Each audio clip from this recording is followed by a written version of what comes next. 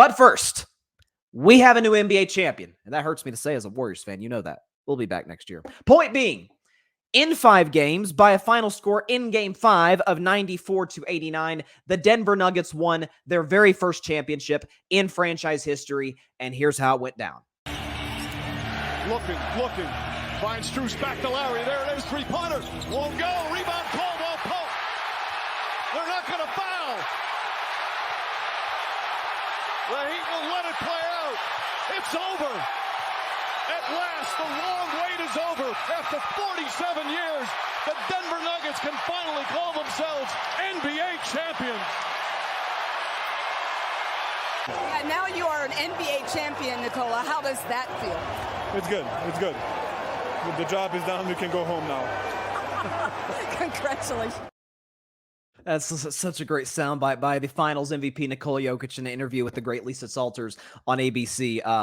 The job is done and we can go home now. It was like just such a it's so opposite of how Giannis reacted in 2021 with just tears coming down his face, winning a championship for the Bucks the first time in 5 decades. Steph Curry last year, we saw emotional. He made me emotional as a Warriors fan and as a Steph fan, being able to break through, keep this dynasty going last year. Jokic was like, yeah, it's cool. We won the championship, and all right, I'm gonna go chill now. Like it's just it's kind of refreshing, honestly. It's not nothing against Giannis and obviously Steph, but just sort of see the difference. And again, you can have different superstars in the NBA. Nikola Jokic and how he carries himself, and certainly how he plays the game is just that. He is a different superstar, but different does not always mean bad, and certainly that is not his game.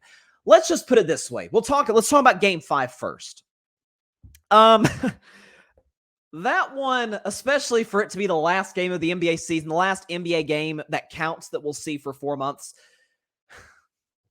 not exactly the most aesthetically pleasing basketball game that you'll watch. Not just by the score, but by shooting percentages. Again, Denver, Miami shot 34% for the field, 25% from 3, and then you got Denver 45% of the field, which is way better than Miami.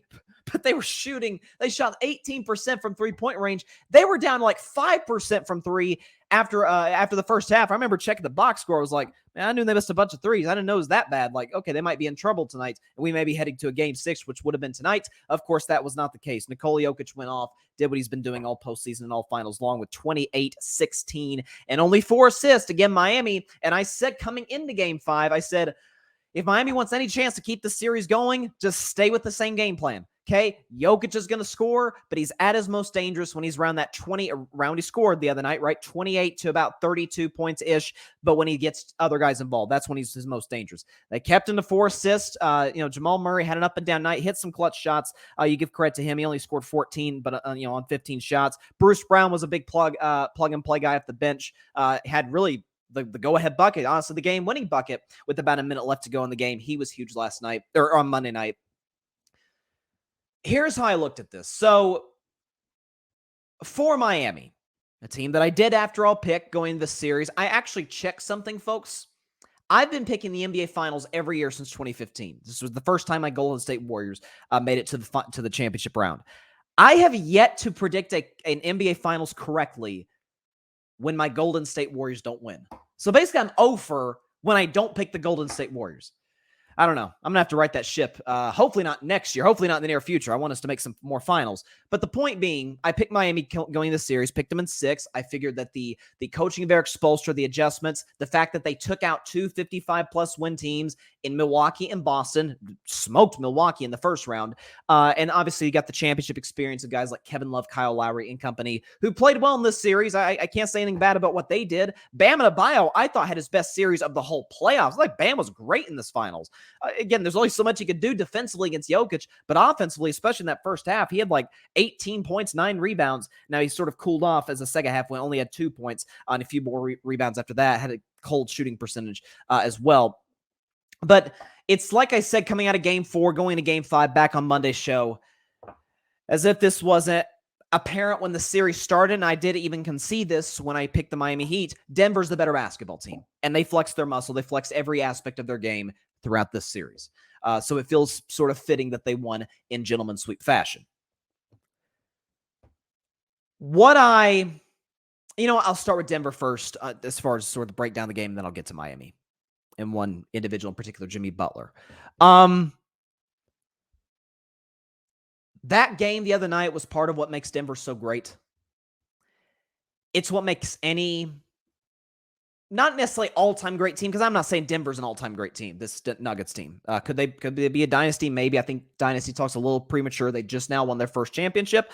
But what makes a great team great is they have numerous different ways to win. They can win pretty. They can win ugly like the other night. And Denver did that.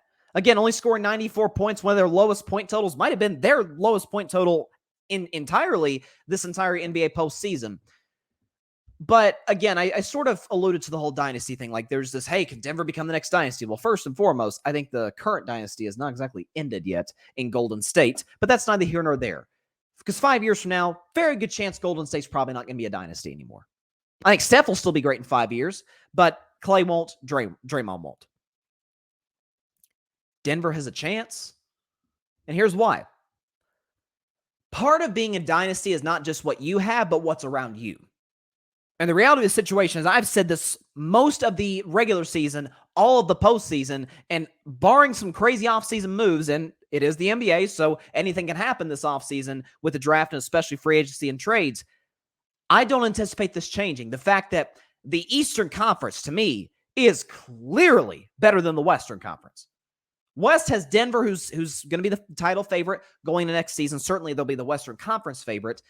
But if you look at the next 5 years in terms of what Denver will be going up against, the Lakers definitely won't be there in 5 years as a contender. LeBron's going to be 39 years old next season. Anthony Davis might as well be 49 years old when you consider how brittle he can be, and the fact that he is Coin Flip Davis, as I've called him many times this postseason, Coin Flip Davis. And then you have the Phoenix Suns, who I think are 4th or 5th in the Vegas odds to win the title, which I feel is a little high, given the fact that they have absolutely no depth whatsoever.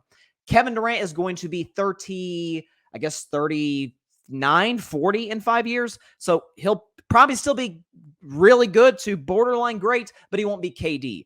Booker, while I love him, don't see him being the best player on a championship winning team. I don't envision him in that echelon. And again, Phoenix has no depth. Golden State. Again, I have said that Steph Curry is going to be the Tom Brady of the NBA. Not that he's going to be the greatest player ever like Tom Brady is in the NFL, but his longevity is going to be unlike anything we've seen by any NBA player to ever play the sport, in that Steph is going to be the greatest 40-plus-year-old player of all time, given his conditioning, given how he's done unbelievable work on his body, and given his game. He's not a guy who's athletically reliant, right? He's not a guy who's plays a physical brand of basketball like a LeBron James, for example, like a Shaquille O'Neal, who that coupled with the fact that he didn't take the greatest care of his body sort of aged out pretty quickly. But Clay won't be great in 5 years. Draymond will not be great in 5 years. It's a matter of what Golden State will be able to do with young players, with trades. I don't know. I'm a Warriors fan. I'm not exactly seeing Golden State being a dynasty 5 years from now. Sacramento. Sacramento is a team that maybe could challenge them, but they've got to improve it drastically in the defensive end. And man, they have got to get some size. I mean, Domantas Sabonis was abused in this playoffs by Draymond Green, Kevon Looney. Can you imagine what Jokic would have done to him? Oh my goodness. So they've got to add size. They've got their coach, and they've got their star player in De'Aaron Fox. But they've got to get size. They've got to be better defensive. They got to get longer, in all honesty. Honestly, I can see the Oklahoma City Thunder contending for a championship within the next 5 years to challenge Denver. But what do we know when we talk about dynasties and young up-and-coming basketball teams? Experience and guys being in their prime usually dictates how the series ends. Denver still has a great coach in Michael Malone.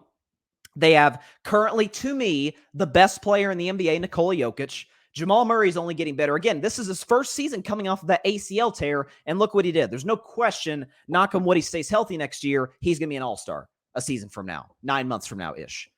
You still have plenty of pieces like Aaron Gordon, who's locked up for the next couple of years in terms of his contract with Denver. You got guys, do they bring back Bruce Brown? We'll see. I'm not saying he'll be a huge player in the next 5 years for Denver. Michael Porter Jr. is locked in for the next couple of years, and albeit he had a bad shooting series, you anticipate he'll get better at being a young player that he is. Yeah, Denver can be the team in the Western Conference in the next half decade. So congratulations to the Denver Nuggets. Hats off to them. They deserve all the praise they're getting, as any champion gets when they win the NBA Finals. Thanks so much for watching the show on YouTube. Be sure to click that big red subscribe button and go check out the other clips and full shows of Carving It Up Live. Have a blessed day.